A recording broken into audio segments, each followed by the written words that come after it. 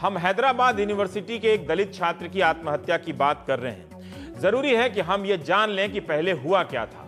Ambedkar students association के छात्र नकुल सिंह साहनी की एक फिल्म है मुजफ्फरनगर बाकी है के दिखाए जाने का समर्थन कर रहे थे।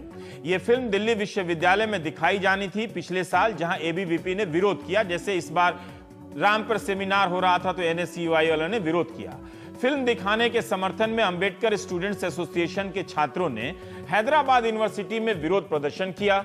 इस कारण एबीवीपी के नेता वहां के फेसबुक पर इन छात्रों को गुंडा लिख दिया उन्होंने। बाद में एबीवीपी के नेता ने विश्वविद्यालय के सुरक्षा अधिकारियों के सामने लिखित रूप से उनसे माफी मांग ली, मगर अगले ही दिन एबीवीपी के नेता सुशील कुमार ने आरोप लगाया कि अंबेडकर स्टूडेंट्स एसोसिएशन के 30 छात्रों ने उन्हें घेर कर मारा पीटा है और वे अस्पताल में भर्ती हैं। यह मामला अगस्त 2015 का है। इन आरोपों की जांच के लिए प्रोक्टोरियल बोर्ड बैठा, जिसने पाया कि सुशील कुमार के पीटे जाने का कोई प्रमाण नहीं है। मौके पर पहुंचने वाले सुरक्षा गार्ड ने भी मारपीट की कोई बात नहीं कही है, लेकिन वहां उन्होंने भीड़ देखी थी। सबूत नहीं मिला, फिर भी अंतिम रिपोर्ट में बोर्ड ने 5 दलित छात्रों को 1 सेमेस्टर के लिए निलंबित करने का फैसला सुना दिया। उसके बाद इन छात्रों ने विरोध किया तो पूर्व वाइस चांसलर जो उस वक्त थे, शर्मा जी ने बुलाकर बात की और सजा को नए सिरे से जांच होने तक के लिए वापस ले लिया। 12 सितंबर 2015 को सजा वापस लेने के बाद पूर्व वीसी ने कहा कि एक नई कमेटी बनेगी जो जांच करेगी। इस बीच 21 सितंबर 2015 को नए वाइस चांसलर प्रोफेसर अप्पा राव आ गए, पुराने वाले बदल गए। नए वीसी ने कोई जांच कमेटी नहीं बनाई। विश्वविद्यालय की सर्वोच्च कार्यकारी समिति ने अपने स्तर पर फैसला दे दिया और ये 5 छात्र हॉस्टल से निलंबित कर दिए गए और इनकी फेलोशिप रोक दी गई। यह घटना 21 दिसंबर 2015 की है। 21 दिसंबर की सजा पहले की सजा से ज्यादा सख्त कर दी गई। हॉस्टल से निकालना और फेलोशिप को रोकना यह भी जोड़ दिया गया। इन छात्रों ने हाईकोर्ट में याचिका दायर की, जांच नहीं हुई है या नई कमेटी बनी है, ये क्या राजनीतिक कारणों से वीसी ने निलंबन का फैसला बहाल किया, सितंबर वाला फैसला। यह भी आरोप है कि बीजेपी की एमएलसी हैं, बीजेपी के एक एमएलसी हैं, उन्होंने पूर्व वीसी आरपी शर्मा को मिलकर मुलाकात की इस मामले में, जिसके कारण पहली बार प्रोक्टोरियल बोर्ड की अंतिम रिपोर्ट में इन्हें दोषी ठहराया गया, जबकि प्राथमिक रिपोर्ट में कोई सबूत नहीं मिला था। बीजेपी सांसद और मौजूदा केंद्रीय श्रम मंत्री बंडारू दत्तात्रेय ने 17 अगस्त 2015 को मानव संसाधन मंत्री को एक पत्र लिख दिया।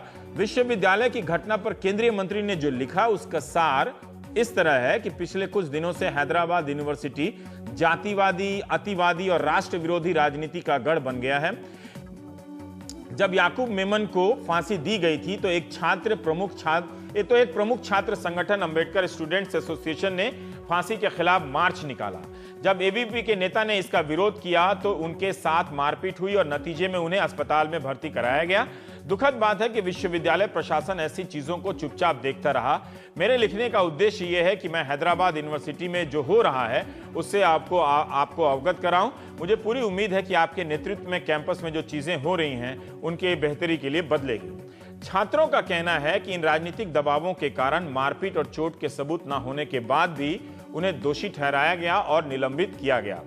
10 दिनों से ये छात्र हॉस्टल के बाहर प्रदर्शन कर रहे थे अपने निलंबन वापस लिए जाने की मांग को लेकर। किसी ने उनसे बात करने का प्रयास किया या नहीं, अब यह जांच का विषय है। यह भी बात जांच होनी चाहिए कि विश्वविद्यालय के शिक्षकों ने इन छात्रों का साथ दिया या नहीं। यह भी जांच होनी चाहिए कि विश्वविद्यालय के दलित शिक्षकों ने, अधिकारियों ने क्या किया, क्या उन्होंने इनका साथ दिया या वे भी चुप रहे सिर्फ इसलिए कि वीसी की सत्ता को विश्वविद्यालय के शिक्षक चुनौती नहीं दे सकते। 28 साल की उम्र थी रोहित वेमुला की। रोहित उन 5 छात्रों में से एक था जिन्हें हॉस्टल से निलंबित किया गया, जिसकी फेलोशिप 7 महीने से रोक दी गई थी। रोहित की मां दर्जी का काम करती हैं गांव में, आप जानते ही होंगे, अंदाजा लगा सकते हैं कि कितना कमा पाती होंगी।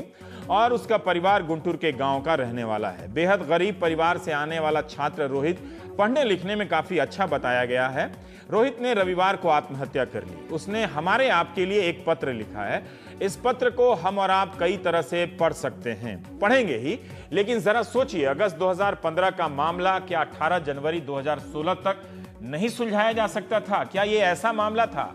जाहिर है इस मामले में राजनीति हुई होगी और हो भी रही है। अगर विश्वविद्यालय ईमानदार प्रयास करता तो दोनों गुटों में सुलह करा सकता था। कम से कम मुजफ्फरनगर बाकी है वो दिखा सकता था।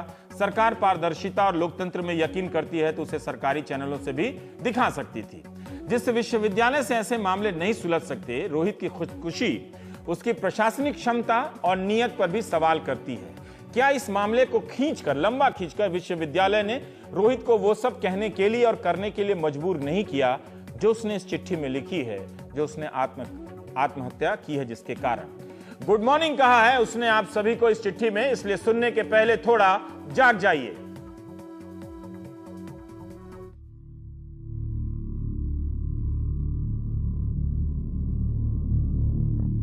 Good morning. जब आप इस पत्र को पढ़ रहे होंगे तब मैं आपके पास नहीं रहूंगा। मुझ पर गुस्सा मत होना। मुझे मालूम है आप में से कुछ ने सच में मेरी बहुत परवाह की है, प्यार भी किया और मेरे साथ बहुत अच्छा व्यवहार भी।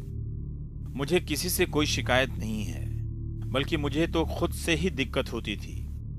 मैं महसूस कर रहा हूं कि मेरी आत्मा और शरीर के बीच की दूरी बढ़ती जा रही है और मैं एक क्रूर दानव सा बन गया हूं। मैं हमेशा से ही एक लेखक बनना चाहता था, विज्ञान का लेखक, कार्ल सगन जैसा। लेकिन लिखने के नाम पर मैं यही पत्र आपको लिख रहा हूं। मैंने विज्ञान, सितारों और प्रकृति से प्यार किया है, लेकिन मैंने इंसानों को भी चाहा, बिना जाने कि लोग तो कब का प्रकृति से दूर हो चुके हैं। हमारी भावनाएं हमारी अपनी नहीं रहीं। हमारा प्यार बनावटी है। हमारी मान्यताओं पर रंग चढ़ गए हैं। हमारी जो मौलिकता है वो सिर्फ दिखावटी कलाओं से मान्यता हासिल करती है। बिना आहत हुए सच में प्यार करना बहुत मुश्किल हो गया है। आदमी की कीमत तो बस उसकी फौरी पहचान में सिमट कर रह गई है। निकटतम संभावना ही पहचान तय करती है, एक वोट से, एक संख्या से, एक चीज से। आदमी को दिमाग की तरह तो देखा ही नहीं गया, हमेशा एक गौरवशाली चीज की तरह देखा गया जो सितारों के कणों से बना हो, चाहे पढ़ाई में हो, गलियों में हो, राजनीति में, या जिंदा रहने या मरने में हो।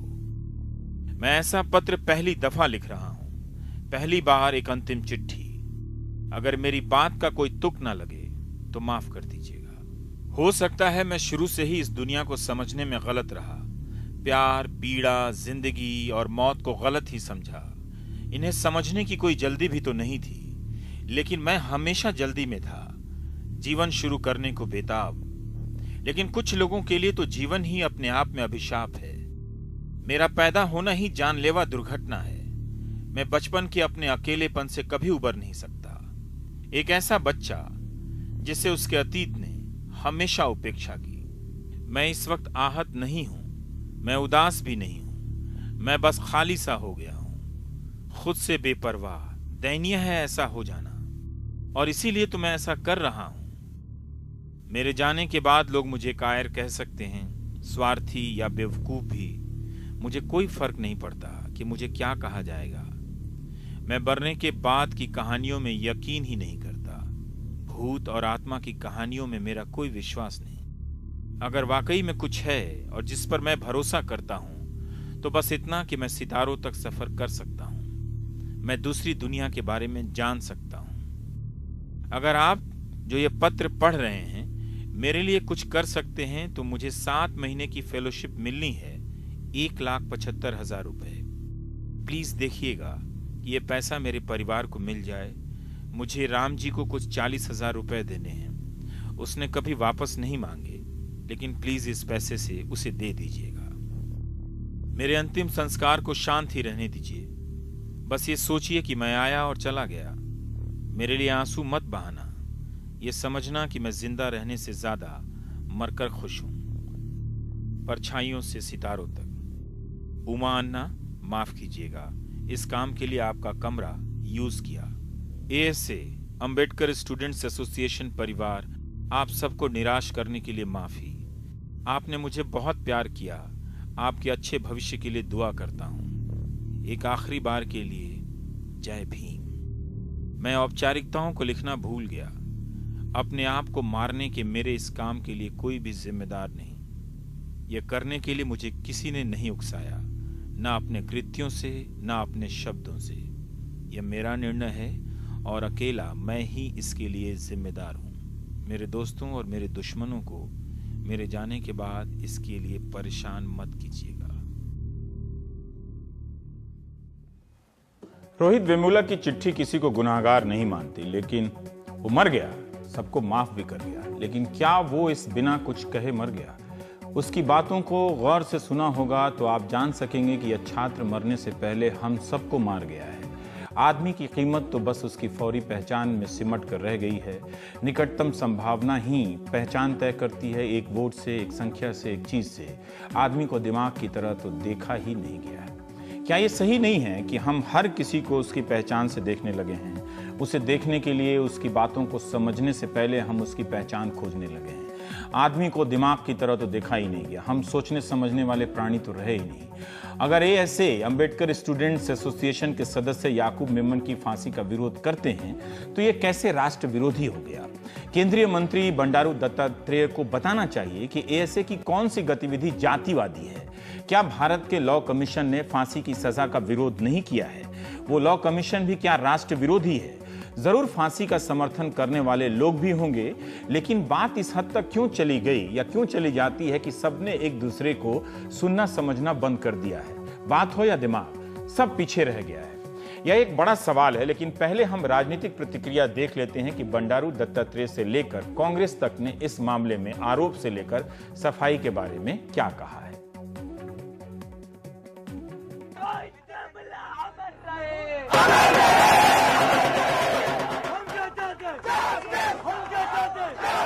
सेंट्रल यूनिवर्सिटी में जो दलित विद्यार्थी जो आत्महत्या कर ली है, उससे मेरे लेटर को कोई संबंध नहीं है।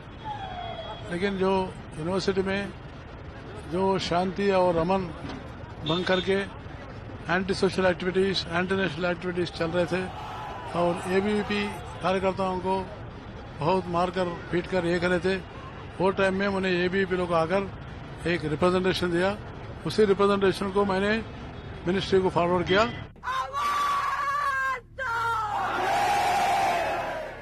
आज हमने पुनः संपर्क करके रिपोर्ट तत्काल मांगी है और मैंने ये फैसला किया है कि मैं हैदराबाद जा रहा हूं और वहां पर स्वयं मौके पे जाकर सबसे वार्ता करके और देखूंगा कि किसका दोष है और उनके खिलाफ कार्रवाई करने के लिए अपनी सिफारिश करेंगे।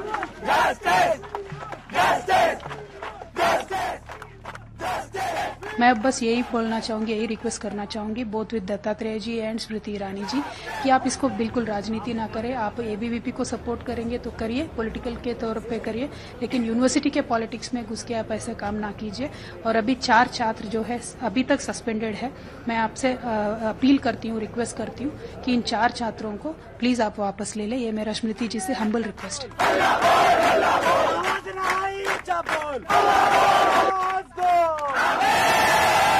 मैं कहूंगी कि ऐसे दुख की घड़ी में जिस परिवार ने अपने बच्चे को खोया है, उनके प्रति अपनी संवेदना व्यक्त करती हूँ। मंत्रालय की ओर से 2 मेंबर हमने एक जांच कमेटी भेजी है जो यूनिवर्सिटी के हालात से हमें अवगत कराएगी। तो भली भांति इस बात से परिचित हैं कि सेंट्रल यूनिवर्सिटीज एक्ट 2009 के तहत पार्लियामेंट द्वारा पारित किया गया एक कानून है कि यूनिवर्सिटी में एडमिनिस्ट्रेटिव कंट्रोल यूनिवर्सिटी का ही रहेगा। सरकार का उसमें ना हस्तक्षेप है, ना सरकार उसको एडमिनिस्टर करती है। सवाल एबीवीपी या एएसए का नहीं है। आप किसी भी विश्वविद्यालय को ले लीजिए इस देश में, किसी भी सरकार के अधीन, वहां वीसी की ऐसी मनमानी चलती है कि संवाद की प्रक्रिया तब तक टाल दी जाती जब तक लाठी ना चले या छात्र को निकाल ना दिया जाए। इस मामले में आत्महत्या को शायद हो सकता है कि रफा दफा कर ही दिया जाए, रोहित की चिट्ठी, इसीलिए हम सबसे कोई उम्मीद नहीं करती है। कई संगठन अब रोहित की आत्महत्या को लेकर आंदोलित हैं। बंडारू दत्तात्रेय के खिलाफ भी SC/ST एक्ट के तहत FIR दर्ज की गई है। केंद्रीय मानव संसाधन मंत्री स्मृति ईरानी ने भी 2 सदस्यों की एक टीम हैदराबाद भेजने का फैसला किया है जो तथ्यों का पता लगाएगी। सोमवार को रोहित की आत्महत्या को लेकर तेलंगाना बंद का भी आह्वान किया गया, दिल्ली में भी प्रदर्शन हुए। लेकिन क्या सिर्फ रोहित ने आत्महत्या की है? 2013 के साल में हैदराबाद में छात्रों के बीच आत्महत्या की बढ़ती खबरों को टाइम्स ऑफ इंडिया लगातार रिपोर्ट करने लगा, जिसके आधार पर आंध्र प्रदेश हाई कोर्ट ने नेशनल लॉ कॉलेज नलसर के vice chancellor Faizan Mustafa, national law university जो है नलसर में, उनके वाइस चांसलर फैजान मुस्तफा की अध्यक्षता में 10 सदस्यों की एक कमेटी बनाई इस कमेटी का काम था कि आत्महत्या के कारणों का पता लगाए और रोकने के उपाय भी बताए। कमेटी ने पाया कि आत्महत्या करने वाले छात्रों में ज्यादातर दलित छात्र हैं, उनका प्रतिशत ज्यादा है। दलित छात्रों की पीएचडी की मौखिक परीक्षा का रिजल्ट 3-3 साल तक के लिए लटका दिया जाता है राज्य के अलग अलग विश्वविद्यालयों में। कुछ दलित छात्रों की पीएचडी परीक्षक एग्जामिनर के पास 1.5 से 2 साल तक पड़ी रह जाती है। विश्वविद्यालय भी परीक्षक पर जल्दी चेक कर भेजने का दबाव नहीं बनाते हैं। लिहाजा अन्य कारणों के अलावा यह सब मानसिक प्रताड़ना के कारण बन जाते हैं। जुलाई 2013 में आंध्र प्रदेश हाईकोर्ट ने इस कमेटी की रिपोर्ट पर आदेश दिए कि इसके सुझावों को राज्य भर के विश्वविद्यालयों में लागू कर दिए जाए। कुछ सुझाव हम उस रिपोर्ट से आपको बता रहे हैं कि जिसमें कहा गया था उस कमेटी की रिपोर्ट में कि जिस तरह से रैगिंग को लेकर कमेटियां बनी हैं विश्वविद्यालयों में, उसी तरह से एक कमेटी बने जो छात्रों के अकादमिक और भावनात्मक तनाव पर नजर रखेगी। अब हैदराबाद यूनिवर्सिटी में है या नहीं मुझे मालूम नहीं। आत्महत्या की घटना के बाद हर विश्वविद्यालय एक इंटरनल कमेटी, आंतरिक कमेटी बनाएगा जिसमें कमेटी बनेगी हर विश्वविद्यालय में, जिसमें SC, ST, OBC और अल्पसंख्यक समुदाय का प्रतिनिधित्व होगा। अनुशासन समिति का निलंबन जैसा कोई भी फैसला विश्वविद्यालय सिर्फ अपने स्तर पर नहीं लेगा। उस फैसले को छात्र ग्रीवांस कमेटी के पास भी भेजा जाएगा, उसके बाद ही अंतिम फैसला लिया जाएगा। छात्रों की ग्रीवांस कमेटी में छात्र का प्रतिनिधित्व अनिवार्य होगा। जब छात्र इन फैसलों के खिलाफ अपील करेगा तो उसकी सुनवाई के लिए विश्वविद्यालय में, हर विश्वविद्यालय में एक ombudsman होगा। जिला जज ही ombudsman होगा, ना कि VC का कोई अपना आदमी। अब पता करना होगा कि क्या हैदराबाद यूनिवर्सिटी या आंध्र प्रदेश और तेलंगाना विश्वविद्यालयों में आंध्र प्रदेश हाई कोर्ट के आदेश के मुताबिक कोई ombudsman है जहां छात्र अपील कर सकते थे। नलसर लॉ यूनिवर्सिटी ने अपने यहां तो ombudsman नियुक्त किया है, लेकिन यह पता करने का मामला है ही कि क्या राज्य के विश्वविद्यालयों ने हाईकोर्ट के आदेश को अपने यहां लागू किया है या नहीं। हाईकोर्ट के आदेश के मुताबिक हैदराबाद यूनिवर्सिटी में क्या निलंबन के मामले की सुनवाई पारदर्शी तरीके से की गई जैसा कि कमेटी ने सुझाया है, यानी छात्र ग्रीवांस कमेटी में उसे भेजा गया, उसमें छात्रों का कोई प्रतिनिधित्व था या नहीं। जो मीडिया में रिपोर्ट आ रही है उसके हिसाब से तो फैसला एग्जीक्यूटिव कमेटी ने किया, जो सर्वोच्च संस्था विश्वविद्यालय में मानी जाती है। मीडिया की खबरों से नहीं लगता कि विश्वविद्यालय में कोई ombudsman रहा होगा जो 5 छात्रों की अपील पर सुनवाई कर रहा होगा। रोहित की आत्महत्या का सवाल सिर्फ उसके निलंबन की घटना तक सीमित नहीं है। हमारे विश्वविद्यालयों में आत्महत्या और दलित छात्रों की खुदकुशी के सवालों पर वैसी तत्परता या संवेदनशीलता नहीं दिखती जो दिखनी चाहिए। हिंदू अखबार की एक रिपोर्ट है, घटना है 10 जनवरी 2002 की, लेकिन जिस रिपोर्ट की बात मैं कर रहा हूं उसे हिंदू ने मार्च 2002 में छापा था। हैदराबाद यूनिवर्सिटी के ही कई वरिष्ठ छात्र अपने चीफ वार्डन के पास जाकर हॉस्टल की समस्या को लेकर मिले और सवाल करने लगे कि क्यों एक दलित वार्डन को डिमोट कर उन्हें गार्डनिंग और सैनिटेशन का काम दिया गया है, मेस के चार्ज क्यों बढ़ाए गए हैं। इन सब पर बात होती गई और रिपोर्ट के अनुसार जब बात बढ़ गई तो चीफ वार्डन ने उन्हें निकल जाने के लिए कह दिया। अगले दिन VC ने कार्यकारी समिति के सदस्यों को बुलाकर चीफ वार्डन से रिपोर्ट पेश करने के लिए कहा। समिति ने फैसला लेकर 10 दलित छात्रों को हमेशा के लिए विश्वविद्यालय से रस्टिकेट कर दिया, निकाल दिया। कॉलेज ने इन छात्रों पर हिंसा के मामले भी पुलिस में दर्ज करवाए। 12 जनवरी 2000 की शाम एक फैक्ट फाइंडिंग कमेटी टीम आई जिसने देखा कि 30 छात्र पार्क में जमा, ये सब मैं उस रिपोर्ट के आधार पर बता रहा हूं, और इस नाइंसाफी का विरोध कर रहे हैं। छात्रों ने कहा कि वार्डन और छात्रों के बीच कहासुनी हुई, लेकिन वार्डन ने उनका कॉलर पकड़ लिया और गालियां देकर बाहर कर दिया। जब तक जांच नहीं होती है आप इतने छात्रों को कैसे निकाल सकते हैं। जिन छात्रों को निकाला गया, यानी 10 छात्रों में से कई तो वहां थे भी नहीं, लेकिन जितनों को भी निकाला गया वे सभी दलित थे। छात्रों ने कहा कि इसलिए यह फैसला जातिवादी लगता है। यही नहीं, निकाले गए सभी छात्र अंबेडकर स्टूडेंट एसोसिएशन से सदस्य थे। मीडिया की रिपोर्ट के अनुसार उस वक्त चीफ वार्डन भी प्रोफेसर अप्पा राव थे जो इस वक्त VC हैं। 2002 में जिन 10 छात्रों को निकाला गया उनके बारे में हिंदू अखबार ने लिखा है कि 10 में से 5 दलित छात्रों ने UGC की फेलोशिप की परीक्षा पास की थी। 2 छात्रों ने इंटरनेशनल जर्नल में अपना पर्चा लिखा था।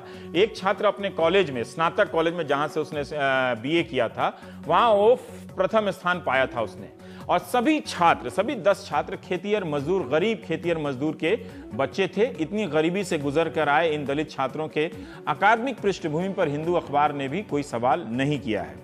बताया गया उस रिपोर्ट में कि इस स्तर के योग्य छात्रों को मेस चार्ज हॉस्टल का जो खाने पीने का जो चार्ज होता है और दलित वार्डन को डिमोट करने के सवाल करने पर हमेशा के लिए निकाला गया। आंध्र प्रदेश हाईकोर्ट ने 11 नवंबर 2002 को इन छात्रों की याचिका खारिज कर दी। उन छात्रों का क्या हुआ हमें अब नहीं मालूम, मगर इनकी कहानी और रोहित की कहानी बताती है कि विश्वविद्यालय में सब कुछ ठीक नहीं है। रोहित का पत्र किसी को जिम्मेदार भले ना कहता हो, दुश्मनों को भले ही माफ कर देता हो। शायद इसलिए वो कब तक और किस से लड़ता रहे। शायद वो इस दुनिया से थक कर पार होकर दूसरी दुनिया को जाकर जानना चाहता हो, सितारों तक की यात्रा करना चाहता हो।